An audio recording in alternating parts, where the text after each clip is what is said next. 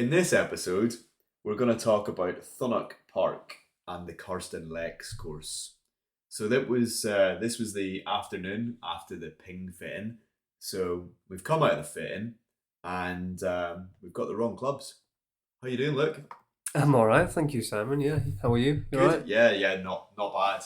So yeah, we've come out of the fitting, bit of lunch, and we go and play the Karsten Lakes Course, don't we? We do. It was a bit delayed though, didn't we? Bit delayed. What do you mean? Bit delayed? Bit delayed. Well, we got there, and then you decided you need to go to the toilet. It's I did. Oh, any chance? I told you that coffee was. Oh. It was a risky move. So do you know what I mean? I had a nice big. Sat coffee. there, let two old boys go ahead. They were like, "Oh, you playing first? No, my mate's just we're just waiting." I don't want to let you know what he's doing. So it was like very polite. Where you go? See you later, lads. And So it then was a good start. I know. I felt better on the tee. you good. I was ready for the day. Well, yeah, obviously, yeah. You were bright as a button when you came back. 10 stone lighter.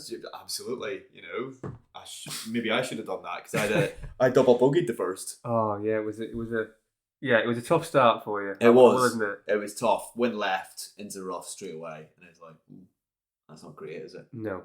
But I got back. You know, I was a bit lucky though because I could have ended up in the water very easily. On the second shot, I know. You were close. You were very close. Very close. Yeah, you were hanging by a thread. So yeah, double bogeyed, and then went boogie. Boogie. Bogey. But and then I went to shit, and then Hey, what's that? A 9. You got a 9. Yeah, and then I went to shit a bit more, and then a boogie. But yeah, it was. Do you know what? It was a really enjoyable course. Tough course, wasn't it? Long for me. Yeah, I would say for yourself. Yeah, I can see it being definitely more difficult. Yeah. Wide though. It was nice and wide, wasn't it? It was wider. Big bunkers. I felt there was a lot of space, and if you're going wild, it wasn't too bad. There wasn't a lot of out of bounds, a lot of water. That was really in play for me. I was quite aggressive all day. I was hitting driver all day. Yeah, you were. And I was hitting it pretty well. I was hitting some long drives, pretty steady. A little bit left and right. A little bit left and right. One ended up in the trees we couldn't find, but I'll let you off of that. Yeah, which one was that one? That one was near the little burn that ran around the trees, which we couldn't find, and you were like, "Oh yeah, definitely got through." I was like, "Hit a tree." You were like, "Oh, no. The pond." Yeah. Oh yeah. That was my double. I made one double all day, and that was it, wasn't it? Yeah. Nightmare. That was a shame. Yeah. Real shame. You did beat me on the day. You did. You spanked me. To be fair. Yeah, I definitely could have played better. Like definitely, I played pretty steady, but there was more to give. The question. I was warmed up from the fitting. Well, exactly. We were both warmed up. We played what 100 balls in that, maybe more. Easy. Yeah. We played 100 balls, and it was really good. I scored all right. For a new course. Yeah, but it was like we're off white tees as well. We were off white tees, yeah. so it was long though, wasn't it? Mm-hmm. It was a long course. Some of the par fives it definitely was long. Yeah. Well over 500 yards. Yeah. Like what was one? 514 yards. Yeah, but I'd say the yardages were quite average for a golf course that's a little bit longer. Yeah. I think it's quite average in terms of distance, but they can be quite challenging. If you're not hitting your drive, let's say over 250, you are guaranteed to looking at 3 at best on the par fives. I was reverting to my 5 wood because my driver's wild. As we'll talk about it. Yeah, as we will. It's a great memory of your driver. That will forever be in my mind. There is some cracking video footage of the day, isn't there? That we're going to put on the YouTube channel. I think that started a little bit by itself. It did. That is something we will do from now on and get a lot of footage. Absolutely. There's in this, but there is, but some great moments. With a little bit of added commentary as well for a bit of bonus. Yeah. But like the course was good. It was what a beautiful day. Yeah, it was. Yeah, the forecast was iffy, wasn't it? Like overcast, but no, it was lovely. Yeah, and how many birdies did you have in the end? Well, we had 3. 3, but it could have been Could have, should have, would have. It could have probably been about 5 though. You had 2. There were 2 greens that were a little bit bumpy. You'll see those in the video. There were a couple of tram lines down there, wasn't there? Big tram lines, and that actually 3-putted both of those. Yeah, which, I putted well the rest of the day. First putt of the day, how good was that one? The first putt of the day was class. Probably 30 foot stuck I thought on the edge. To be honest, I thought it was going in. I did. I thought it was going in. Good start. It was a very good start. You parred that, didn't you? Yeah. You had a par at a bit of a push tee shot right, then played a lovely fade to the green, and nice long putt. Yeah, good. Tapped in for a par. Yeah, thanks. Yeah, lovely. That's how it's done. Well, obviously. Yeah. And tell us about this. So for the last year, I've been to go and get on England Golf. Yeah. So you were limbering up to the tee box, weren't you? I was. And I was like, have you done it yet? And you're like, I'm just getting it through. I've just got my number now. So you actually got on England Golf, haven't you? I've signed up. I've registered. Yeah, brilliant. I'm on England Golf. Yeah, it's only taking you a year, but well done. I can't believe how good it is. By the way, how easy is that app? It's amazing. Well, this is what I've been telling you for nearly a year. I'm amazed. I'm blown away how easy that app is. It's brilliant, isn't it? Yeah, it is literally. You put in your score, you go to the next hole, happy days. It is dead class. easy. Then you sign it. At the end of the day. Yeah. Winner, and then you get your attester, which was you for me and me for you, and it's just easy. Mm-hmm. Like, we had the cards signed, marked, everything before we were loading the car up. Yeah, like walking off the edge of the green. Yeah, it's that, and we literally got the notification as we were going for a bite to eat. Yeah, after the round. Yeah, and it was like, done. Confirm, and then it's done. And then last night, handicap didn't change. Way! But yours did, didn't it? Yeah, it has. Yeah, your handicap changed quite a bit. But I've only got one scorer.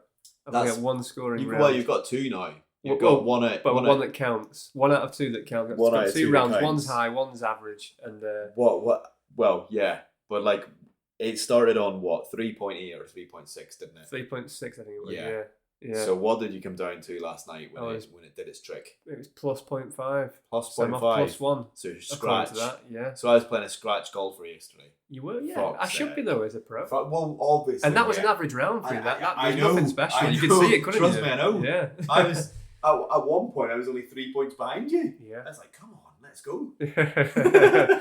Didn't hold that. Yeah. Because what happened? What happened? Do we want to talk about a few holes, or do we want to talk about was it technique or?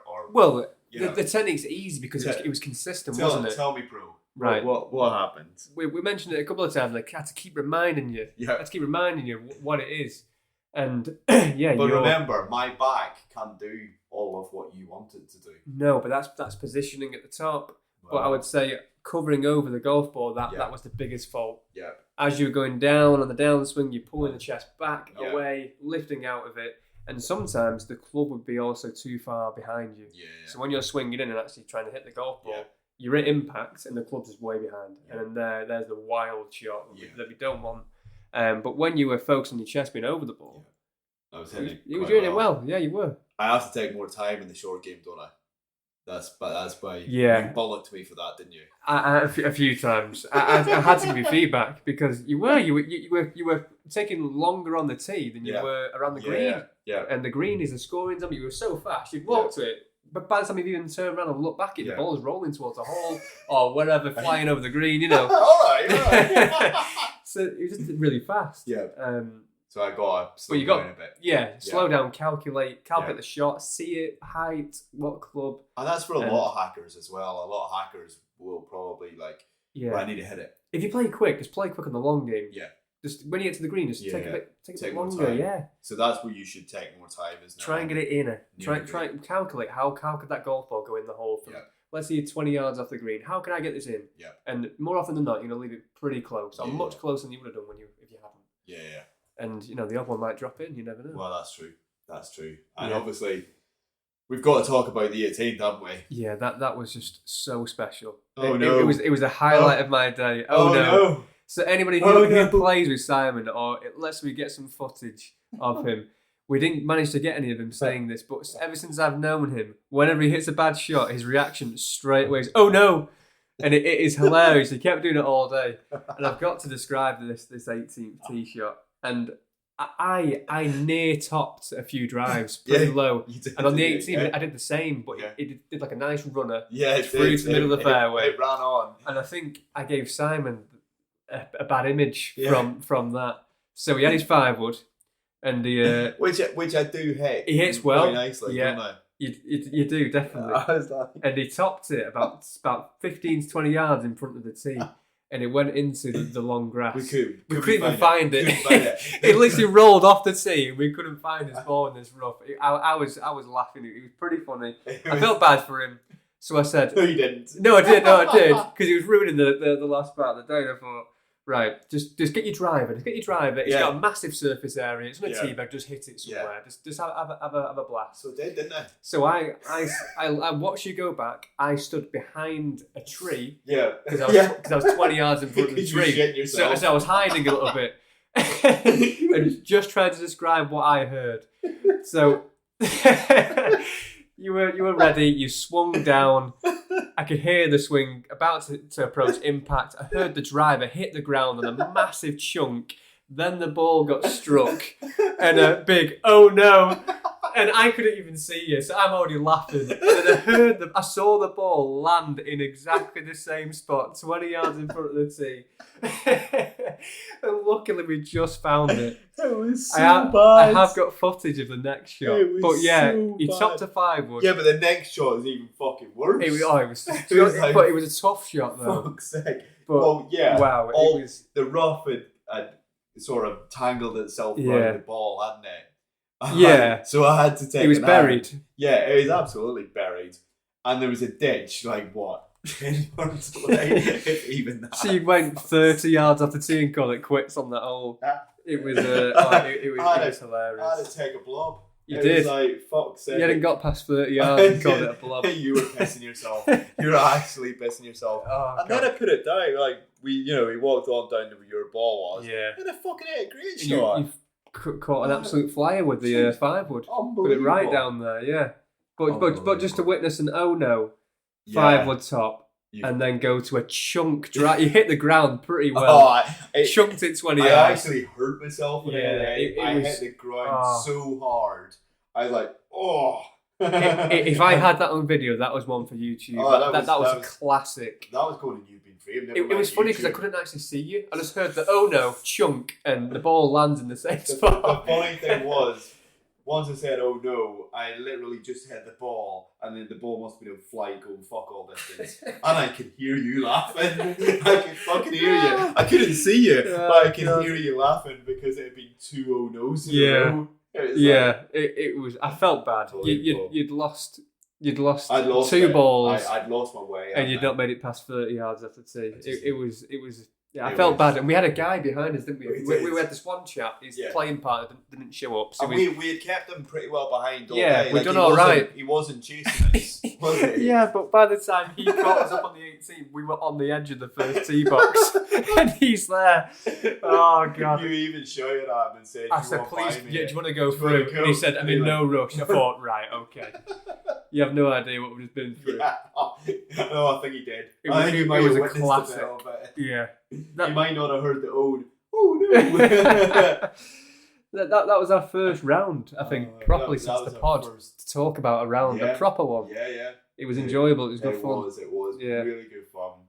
Brilliant round. Good course, good condition. Yeah. I found there was no pitch marks in the green. No, there wasn't. You said there was one time when nobody raked a bunker. Yeah. But it was very well kept. It was like maybe the 7th or the 8th and the bunker wasn't wrecked, and I said to you, Jesus, you don't even you did. Them here. I remember you saying it. And I was like, I was shocked because there is problem at the minute with members at different clubs not wrecking bunkers. Yeah, and it's the bunker's 2 yards away, and it was literally there was footprints right beside the wreck. It was like, come on, it's just etiquette, isn't it?